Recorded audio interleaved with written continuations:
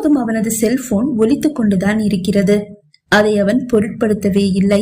ஒரு அரை மணி நேரம் கழித்து காதலியை கட்டி அணைத்தபடியே ஒலிக்கும் செல்போனை எடுத்து பார்த்தவனுக்கு வியப்பு.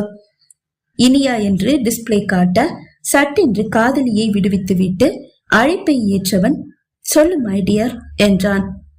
நான் உங்களை பார்க்கணும். எப்போ? இப்பவே. இப்பவா? ஆமா, நான் உங்க கெஸ்ட் ஹவுஸ் வாசல் முன்னாடி நிக்கிறேன். வாட்? மழை கொட்டுதே. மழையில தான் நிக்கிறேன், நனைஞ்சிட்டே நிக்கிறேன். வந்த நேரத்துல இருந்தே உங்களுக்கு கால் பண்றேன். வாட்ச்மேன் கிட்ட உங்களை பார்க்கணும்னு சொன்னேன். கெஸ்ட் ஹவுஸ்குள்ள சார பார்க்க யாருக்கும் அனுமதி இல்ல, வேணும்னா அவங்க வீட்டுல போய் நாளைக்கு பாருங்க அப்படின்னு சொல்லிட்டாங்க.